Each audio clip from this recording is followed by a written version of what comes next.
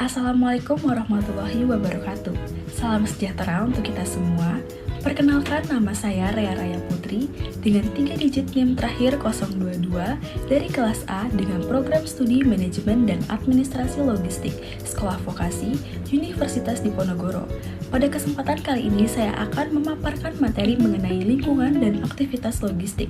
Presentasi ini saya sampaikan sebagai bagian dari tugas mata kuliah pengantar manajemen dan administrasi logistik dengan dosen pengampu Ibu Dr. Anda Luluk Fauziah MSI. Baik, pada topik lingkungan dan aktivitas logistik ini saya akan membahas 4 materi di dalamnya.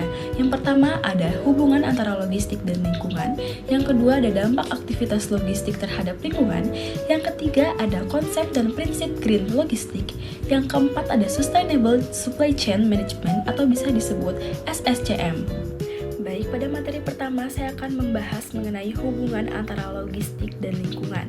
Jadi pada poin pertama ini terdapat aktivitas logistik menghasilkan emisi dan limbah teman-teman. Aktivitas ini terutama berasal dari transportasi dan pengemasan. Jadi kendaraan logistik ini menggunakan bahan bakar fosil yang menghasilkan CO2, sedangkan kemasan barang menghasilkan limbah plastik dan karton. Jadi kedua sumber ini tuh menjadi penyumbang utama untuk pencemaran lingkungan dari sektor logistik. Lalu pada poin kedua ini terdapat transportasi dan gudang konsumsi energi tinggi. Jadi maksudnya yaitu operasional logistik ini membutuhkan energi besar, mulai dari mesin kendaraan, pendinginan gudang, penerangan, hingga peralatan material handling. Energi yang digunakan sebagian besar masih berasal dari non-terbarukan, sehingga menambah jejak karbon industri logistik. Lalu pada next slide, terdapat lingkungan memengaruhi kelancaran logistik, di mana cuaca ekstrim ini seperti badai atau banjir dapat menghambat pengiriman barang. Nah, kondisi lingkungan yang tidak stabil ini menyebabkan keterlambatan distribusi dan meningkatkan resiko kerusakan barang, yang artinya logistik sangat bergantung pada stabilitas lingkungan. Lalu pada poin terakhir, cuaca ekstrim dan regulasi berdampak pada distribusi.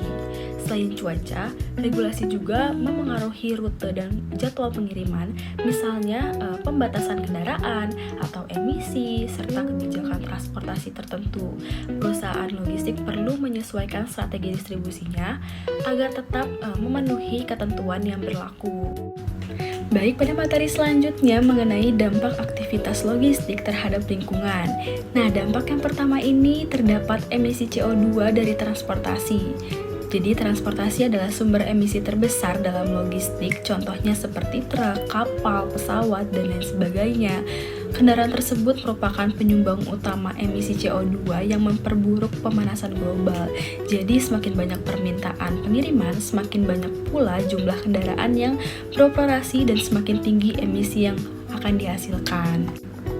Dampak yang kedua yaitu konsumsi energi besar di gedung. Jadi gedung modern yang menggunakan sistem pendinginan, penerangan, dan juga peralatan otomatis yang memerlukan energi besar, ini membuat fasilitas gedung tersebut menjadi salah satu penyumbang jejak karbon yang cukup signifikan, teman-teman. Lalu dampak yang ketiga yaitu limbah kemasan plastik dan juga karton. Nah, kemasan ini digunakan agar barang aman, tetapi setelah pengiriman selesai, kemasan berubah menjadi limbah. Jika tidak dikelola dengan baik, maka limbah kemasan tersebut dapat mencemari tanah dan perairan. Lalu dampak yang terakhir ini menggunakan lahan untuk pusat logistik, di mana pembangunan gedung dan pusat distribusi memerlukan aktivitas yang luas sehingga mengurangi ruang hijau dan memengaruhi tata ruang kota. Nah, dampaknya tuh dapat berupa hilangnya habitat dan penurunan kualitas lingkungan. Selanjutnya pada materi ketiga mengenai konsep green logistik. Sebelumnya teman-teman tahukah green logistik itu apa? Jadi saya di sini akan menjelaskan green logistik adalah sebuah konsep dalam logistik yang mengutamakan ramah lingkungan dan tidak merusak lingkungan, mulai dari proses pengolahan barang hingga barang bisa digunakan oleh konsumen. Nah, pada poin pertama terdapat mengurangi dampak lingkungan dari proses logistik. Tujuannya itu untuk menekankan emisi, limbah, dan penggunaan energi.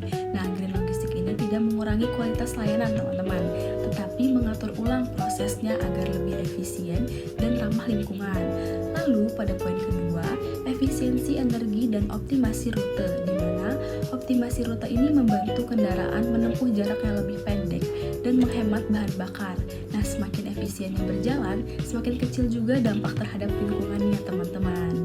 Baik teman-teman, poin selanjutnya yaitu reverse logistik dan daur ulang, di mana reverse logistik ini gunanya untuk menangani pengembalian barang pasca konsumsi seperti produk atau material yang dapat diperbaiki dan digunakan kembali akan mengurangi jumlah limbah yang dibuang.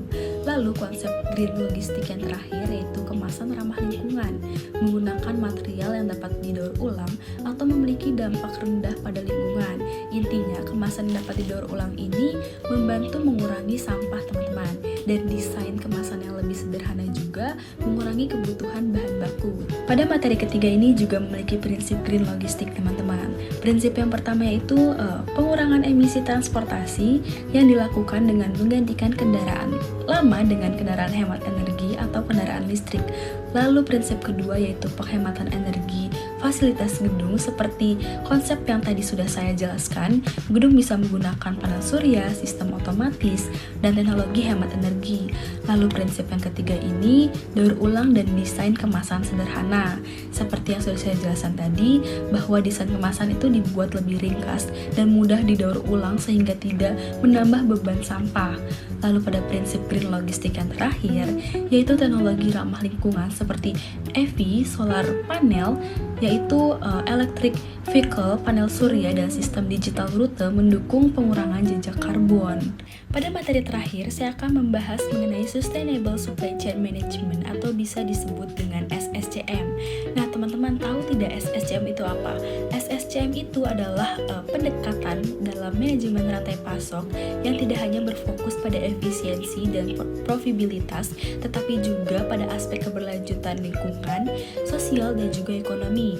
Nah, pada poin pertama ini terdapat integrasi aspek ekonomi, sosial, dan lingkungan, yaitu rantai pasok yang mempertimbangkan keuntungan, dampak sosial, dan juga perlindungan lingkungan. Jadi intinya SCCM ini tuh memastikan bahwa rantai pasok itu tidak hanya mengejar profit, tetapi juga mempertahankan dampak lingkungannya dan kesejahteraan masyarakatnya. Nah, ketiga aspek ini tuh menjadi kunci keberlangsungan jangka panjang, teman-teman. Pada poin kedua, pemilihan pemasok berkelanjutan, di mana perusahaan memilih mitra yang mematuhi standar keberlanjutannya. Nah, intinya perusahaan perlu memilih pemasok yang menerapkan praktik ramah lingkungan seperti penggunaan bahan baku yang aman dan proses produksi yang bersih. Ini membantu memastikan bahwa semua bagian rantai pasok mendukung keberlanjutan, teman-teman. Pada poin ketiga terdapat penggunaan energi terbarukan, di mana menggantikan bahan bakar fosil dengan energi yang lebih bersih seperti solar panel dan biomasa. Jadi penerapan energi bersih ini membantu menurunkan emisi dan meningkatkan efisiensi energi. Baik teman-teman, pada poin terakhir terdapat sirkular ekonomi dan pengukuran jejak karbon, di mana kegunaannya ini untuk mengurangi limbah dengan sistem daur ulang dan memonitor emisi dari seluruh aktivitas logistik.